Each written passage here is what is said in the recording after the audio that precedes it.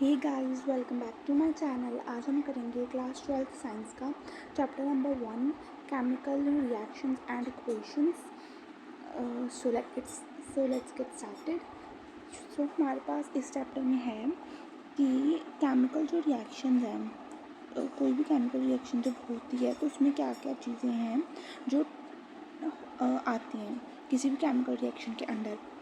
जैसे कि जब भी हमारे पास कोई भी केमिकल रिएक्शन होगी तो consider the following situations of the daily life. उन्होंने हमें बोला है कि डेली लाइफ की जो नीचे दी गई सिचुएशंस हैं उनके बारे में सोचें।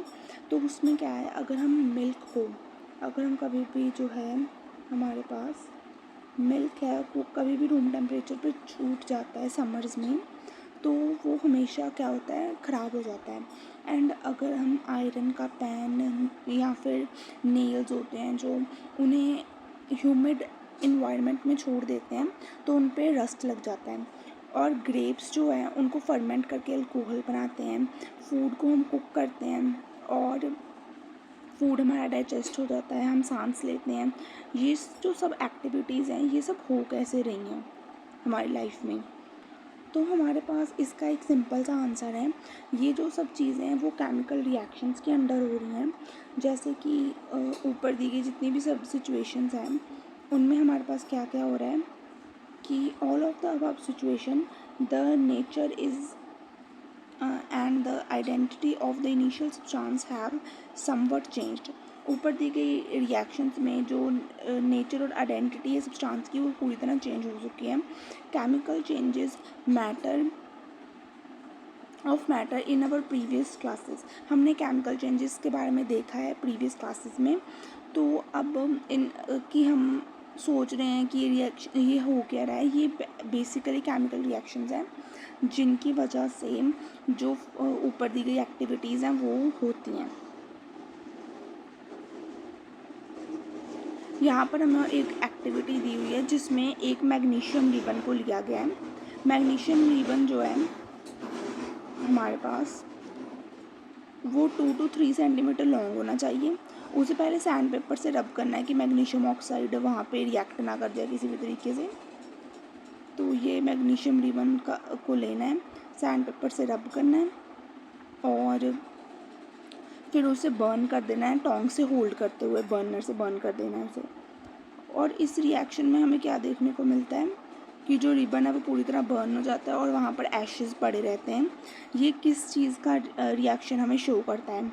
ये हमें शो करता है कि जो मैग्नीशियम रिबन है वो पूरी तरह एयर से रिएक्ट कर जा रहा है और एज अ रिज़ल्ट हमारे पास सिर्फ ऐश बच रही है। So it is just an example of chemical reaction. अगर कोई पूछे किस चीज़ का एग्जाम्पल है तो ये एक बेसिक सिंपल केमिकल रिएक्शन का ही एग्जाम्पल है हमारे पास। तो हमारे पास सेकेंड है, you must have observed that magnesium ribbon burns with dazzling white flame changes into white powder।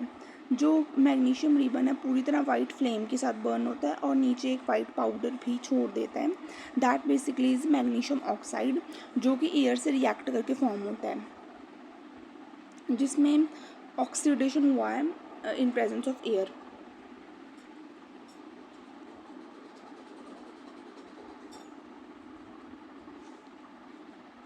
और हमारे पास यहाँ पर एक और एक्टिविटी दी हुई है, उसमें क्या किया है कि take a lead nitrate solution in test tube. एक लेड नाइट्रेट का सोल्यूशन लो टेस्ट ट्यूब में, add potassium iodide solution in this, what do you observe. तो अगर हम इन दोनों को रिएक्ट करेंगे तो हमें क्या मिलेगा? अगर जिंक ग्रेनुल्स को हम कोनिकल फ्लास्क में, जैसे कि ये वाली फ्लास्क इन्होंने नीचे बनाई हुई है, इसे हम बोलते हैं कोनिकल फ्लास्क। अगर हम जिंक रिबन को कोनिकल फ्लास्क में डालते हैं और हाइड्रोक्लोरिक एसिड डाइल्यूट करके डालते हैं, सल्फ्यूरिक एसिड डालते हैं, ये सब चीज़ें जो अब हम ऐड करेंगे तो वो जिंक के साथ रिएक्ट कर जाएंगी बहुत आराम से। तो उसमें हमारे पास क्या आता है, from the above activity we can say that any of the following observation help us to determine whether the chemical reaction has take place. ये जो चेंजेस हैं उनसे हमें क्या पता लगता है कि जो केमिकल रिएक्शन है उसने वहाँ पर अक्कर हो चुकी है। पहला हमारे पास चेंज क्या आता है कि जो डाइल्यूट सल्फ्यूरिक एसिड है वो ऊपर बच जाता है और नीचे हमारे पास जिंक ग्रैन्यूल्स बचते हैं। ये प्रूव है कि जो जिंक ग्रैन्यूल्स है वो नीचे रह जाते हैं और बाकी जो है रिएक्शन हो जाती है वहाँ पे। ये बस एक केमिकल रिएक्शन का एग्जांपल है हमारे पास। और उसके बाद हमारे पास आ रहा है कि as we observe change around us we can see that there is large variety of chemical reaction taking place around us. We will study about the various type of chemical reaction and their symbolic representation in this chapter. इस chapter में हमने बहुत type की chemical reactions को देखेंगे और उनके symbolic representation कि उनको रिप्रेजेंट कैसे करते हैं ये भी देखेंगे। पहले हमारे पास है केमिकल इक्वेशंस कि जो केमिकल इक्वेशंस है वो कैसे बनती हैं। तो हमारे पास है कि क्या हम इस चीज़ को डिस्क्राइब कर सकते हैं कि जो मैग्नीशियम रिबन है वो बर्न हो गया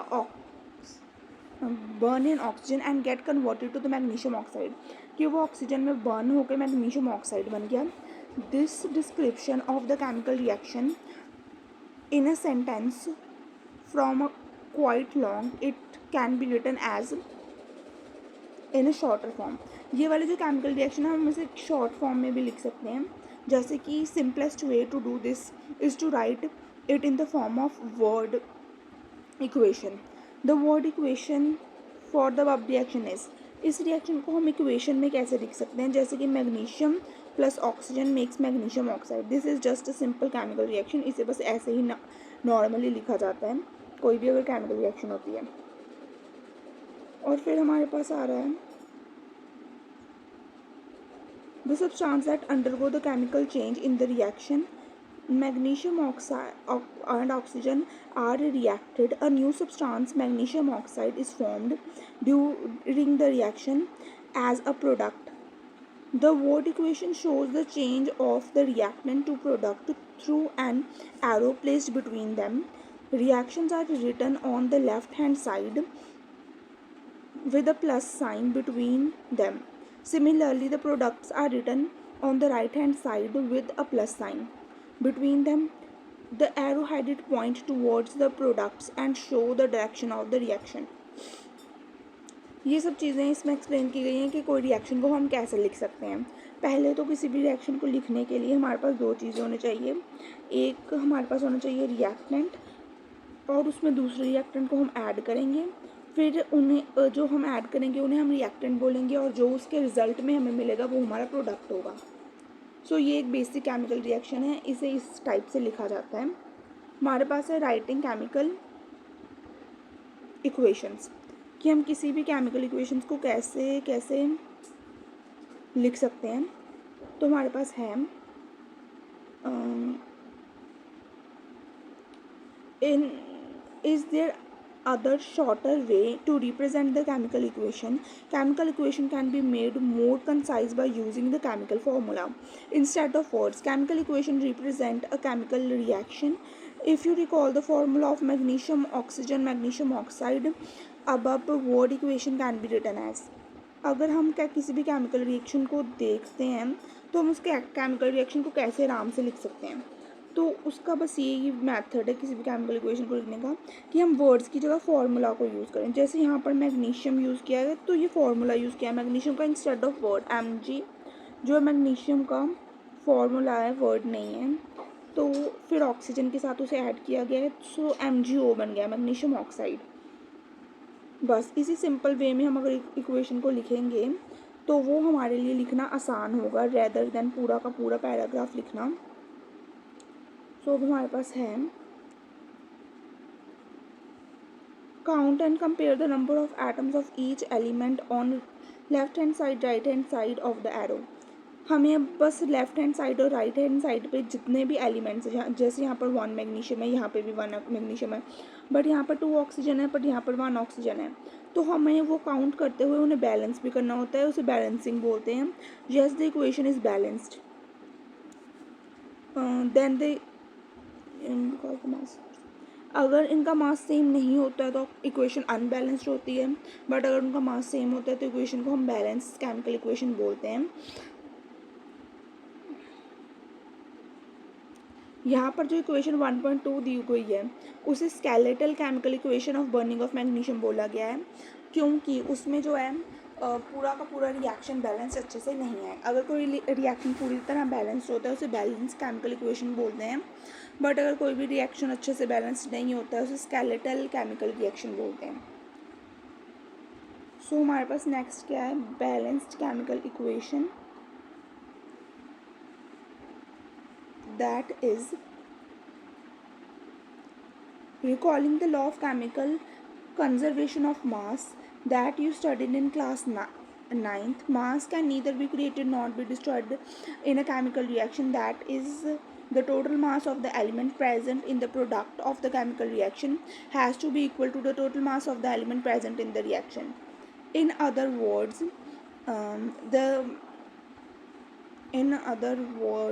the number of atoms in each element remain the same before and after the chemical reactions. Hence, we need to balance the skeletal chemical equation. Is the chemical equation balanced? Learn about balancing a chemical equation step by step. अगर हमें किसी भी chemical reaction को देखना है कि वो balanced है या नहीं है, तो हमें बस ये काउंट करना है कि लेफ्ट हैंड साइड और राइट हैंड साइड पर नंबर ऑफ़ एलिमेंट्स कितने हैं। जैसे इस केमिकल इक्वेशन में हमें अगर देखना हो ये बैलेंस है कि नहीं है, यहाँ पर जिंक जो है सिर्फ एक है, यहाँ पर भी जिंक एक है, तो जिंक तो बैलेंस है अच्छे से।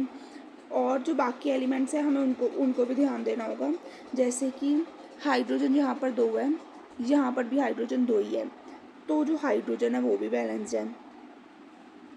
तो हमारे पास थर्ड थिंग जो आती है कि जो सल्फ़र है वो बैलेंस है कि नहीं है, वो भी बैलेंस है। यहाँ पर भी 1 है, यहाँ पर भी 1 है, यहाँ पर 4 ऑक्सीजन है, यहाँ पर भी 4 ऑक्सीजन। तो ये इक्वेशन को हम बोलेंगे बैलेंस्ड केमिकल इक्वेशन। हमारे पास इस चैप्टर में आगे आ रहा है, from the above word equation may be represented by the following chemical equation. जो ऊपर इक्वेशंस हैं वर्ड्स में उसे इस तरीके से केमिकल इक्वेशन की फॉर्म में हम लिख सकते हैं, जैसे कि zinc into sulphuric acid make zinc sulphate plus hydrogen. ये हमने वर्ड्स की जगह पर केमिकल रिएक्शन की फॉर्म में लिखा हुआ है, तो बस इसे हम सिंपली ऐसे अप्लाई कर सकते हैं। Let's examine the number of atoms in the different element in both sides of the arrow. As the number of atoms of each element is same in both the sides, the balanced chemical equation. अगर दोनों side पर number of elements same होते हैं तो equation balance होती हैं। जैसे यहाँ पर भी 1 है, यहाँ पर भी 1, यहाँ पर भी 2, यहाँ पर भी 2, यहाँ पर भी 1, यहाँ पर भी 1, यहाँ पर भी 4, यहाँ पर भी 4। तो ऐसी जो केमिकल रिएक्शन है उसे हम टोटली बैलेंस्ड केमिकल रिएक्शन मानते हैं। हमारे पास है एक और केमिकल रिएक्शन जिसे हमने बैलेंस करने की कोशिश करनी है। ये वाली जो रिएक्शन है इसे बैलेंस करके हमें एक सही केमिकल रिएक्शन को बनाना है।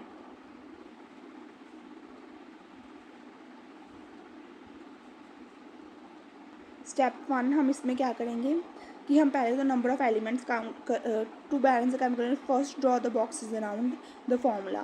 पहले हम बॉक्सेस बनाएंगे, उसके बाद let the number of atoms of the different element present in unbalanced equation.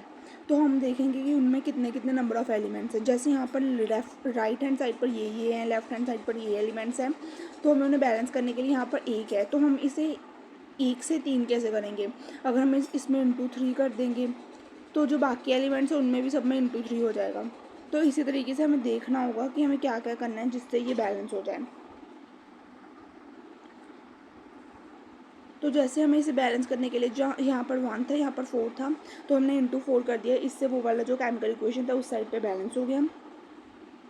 And initial में यहाँ पर 8 था, प्रोडक्ट में यहाँ पर 2 था, तो हमने 2 इंटू 4 कर दिया, तो यहाँ पर 8 बन गया।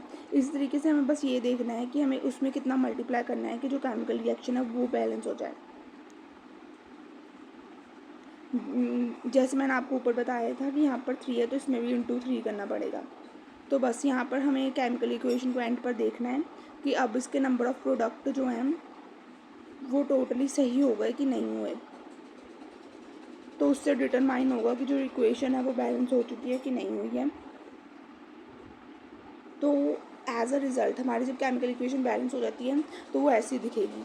हमने इसमें भी इंटू 3 कर दिया था क्योंकि वहाँ पर 3 आयरन्स थे, इसमें इंटू 4 कर दिया था क्योंकि वहाँ पर 4 थे हाइड्रोजन, और इसमें हमने ऑक्सीजन को देखते हुए इंटू 4 किया था। बस यही मेथड है केमिकल रिएक्शन को बैलेंस करने का। इसी सिंपल मेथड से हम किसी भी टाइप की जो है केमिकल रिएक्शन उसे बैलेंस कर सकते हैं। हमारे पास एक डिफरेंट टाइप की सिंबल्स भी होते हैं, जैसे कि हमें किसी भी चीज़ को रिप्रेजेंट करना है कि वो गैशियस फॉर्म में है, तो इस चीज़ के लिए हमारे पास ये जी का सिंबल होता है, ये रिप्रेजेंट करता है कि ये गैशियस फॉर्म में है। एंड यहाँ पर भी जी का सिंबल है जो कि गैशियस फॉर्म को रिप्रेजेंट करता है।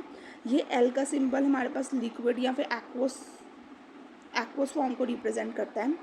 हमारे पास ये वाला जो एल का सिंबल है यहाँ पे स्मॉल एल का, ये जो है लिक्विड या फिर जो है एक्वस फॉर्म को रिप्रेजेंट करता है। यहाँ पर ये वाला भी लिक्विड फॉर्म को रिप्रेजेंट करता है, ये एक्वस फॉर्म को रिप्रेजेंट करता है। Aqueous means basically liquid form ही होता है।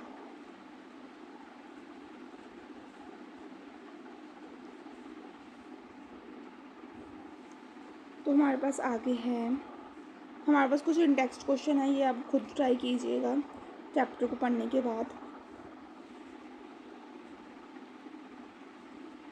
अब हमारे पास है टाइप्स ऑफ केमिकल रिएक्शन कि केमिकल रिएक्शंस के टाइप्स क्या क्या होते हैं। पहले हमारे पास आ रही हैं कॉम्बिनेशन रिएक्शंस। किसी भी टाइप की जो अगर कॉम्बिनेशन रिएक्शन होती है तो उसमें क्या क्या होता है। क्लास 9th में हमने केमिकल रिएक्शन के बारे में थोड़ा बहुत पढ़ा था, बट अब हमें पढ़ना है कि उनके कितने कितने टाइप्स होते हैं। पहले हमारे पास टाइप्स ऑफ केमिकल रिएक्शन में आ रहा है कॉम्बिनेशन रिएक्शन कि दो चीज़ों को कॉम्बिनेशन हो जाता है और एक रिएक्शन बन जाती है, तो this is basically a combination reaction. दो चीज़ें कंबाइन करके कोई एक चीज़ बना लेती हैं। हमारे पास कॉम्बिनेशन रिएक्शन में एग्जांपल दिया हुआ है रिएक्शन का, दैट बेसिकली इज़ कि अगर हम कोई क्लाइम लेंगे CaO calcium oxide solid form में और उसे वाटर में ऐड करेंगे तो CaOH ट्वाइस बन जाएगा, जिसे कि स्लेक लाइन बोलते हैं, और उसी के साथ हीट भी एलिमिनेट होगी। ये है बेसिकली कॉम्बिनेशन रिएक्शन। अगर हम किसी भी बीकर में इसे परफॉर्म करेंगे तो यहाँ पर इन्होंने एक्टिविटी भी दी हुई है, इसमें भी यही वाली रिएक्शन जो है उसे करके दिखाया गया। तो अब हमारे पास इसके बाद है जो ऐसी रिएक्शन होती हैं in this reaction the chemical oxide of water combine in a single product and calcium hydroxide. Such a reaction in which the single product is formed from two or more reactant is known as combination reaction. इस type की जो reactions होती हैं उसे हम combination reactions कहते हैं, जिसमें दो एलिमेंट्स जो हैं मिलते हैं और एक प्रोडक्ट बनता है। This types of reactions are called combination reactions. अब हमारे पास कॉम्बिनेशन रिएक्शंस के एग्जाम्पल हैं, जैसे there is burning of charcoal. अगर हम बर्निंग ऑफ चारकोल का एग्जांपल लेते हैं तो this type of reaction is called combination reaction. ठीक है, उसमें हम चारकोल को लेते हैं, उसे ऑक्सीजन के प्रेजेंस में बर्न करते हैं, कार्बन डाइऑक्साइड गैस जो है इवॉल्व होती है, formation of water from hydrogen and oxygen. अगर हम वाटर को फॉर्म करते हैं हाइड्रोजन और ऑक्सीजन के प्रेजेंस में तो वो रिएक्शन भी हमारे पास आती है कॉम्बिनेशन रिएक्शन में। इन सिंपल लैंग्वेज, अगर हम सिंपल लैंग्वेज में बात करें तो जब टू और मोर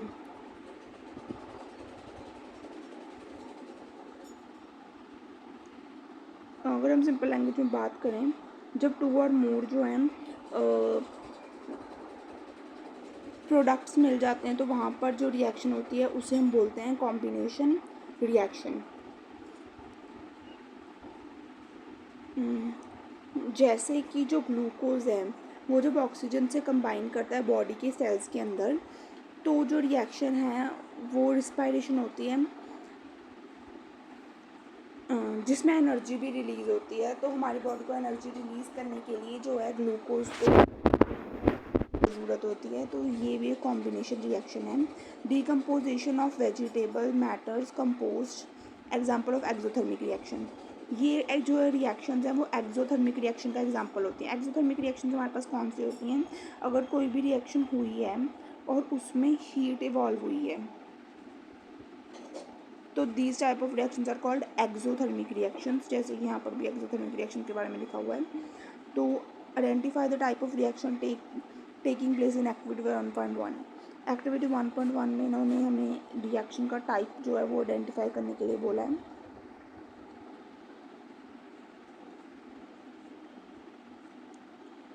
तो वहाँ पर कॉम्बिनेशन रिएक्शन हुई थी एंड यहाँ पर हुई है डिकम्पोजिशन रिएक्शन। ये 1.2 एक्टिविटी है। तो हमारे पास यहाँ पर क्या है, 2 ग्राम ऑफ फेरस सल्फेट।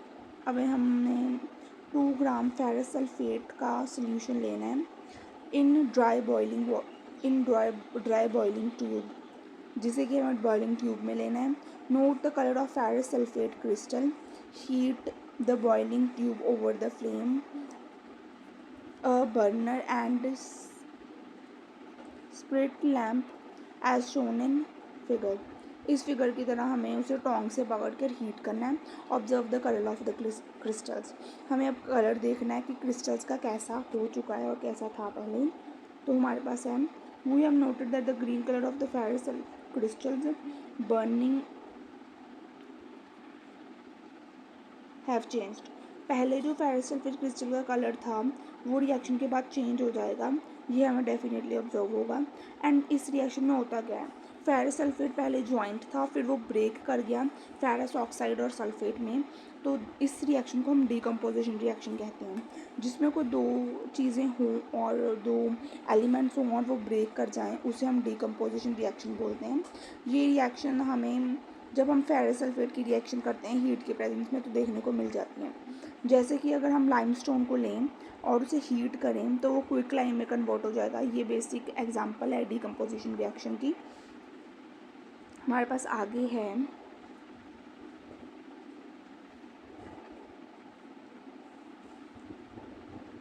जैसे अगर हम लेड नाइट्रेट लें और उसे हीट करें तो लेड ऑक्साइड और नाइट्रोजन डाइऑक्साइड प्लस ऑक्सीजन बनेगा।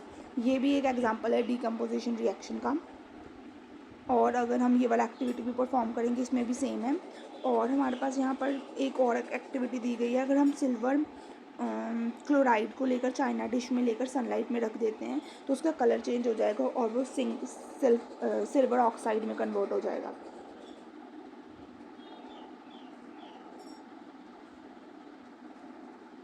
तो सिल्वर में कन्वर्ट हो जाएगा और क्लोराइड जो है वो गैशियस फॉर्म में उड़ जाएगा। अगर हम सिल्वर क्लोराइड को लेते हैं और सन के प्रेजेंस में हीट करते हैं तो सिल्वर और क्लोराइड जो है वो हीट से उड़ जाएगा और सिल्वर क्लोराइड की जगह पर सिल्वर की फॉर्मेशन होगी।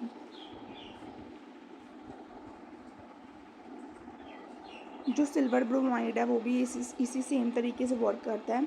जैसे अगर हमारे पास सिल्वर ब्रोमाइड है, हमने उसे सनलाइट में रख दिया तो वो सिल्वर और ब्रोमाइड में डिवाइड हो जाएगा।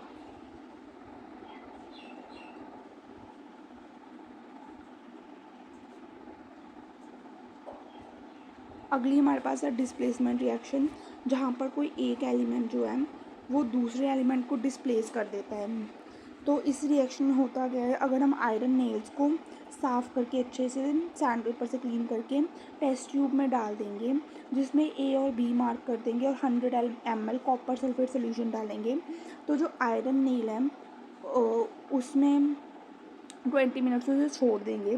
Then the iron nail form copper sulphate solution. Compare the intensity of copper sulphate solution in the test tube.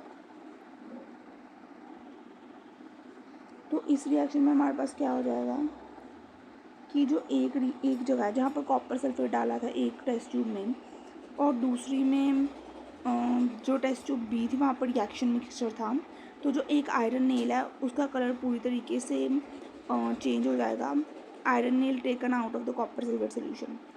जो कॉपर सल्फेट सोल्यूशन में से हमने आयरन नेल निकाला है उसके ऊपर एक कॉपर की लेयर आ जाएगी। वो कैसे आ जाएगी, अगर हम आयरन में कॉपर सल्फेट डालते हैं तो वो जो कॉपर है वो डिस्प्लेस हो जाता है आयरन की जगह पर, तो फिर वो आयरन सल्फेट बन जाता है और कॉपर जो है उसकी फॉर्मेशन हो जाती है आयरन नेल के ऊपर। ये एक सिंपल बेसिक रिएक्शन है जो कि डिस्प्लेसमेंट रिएक्शन का एग्जाम्पल है।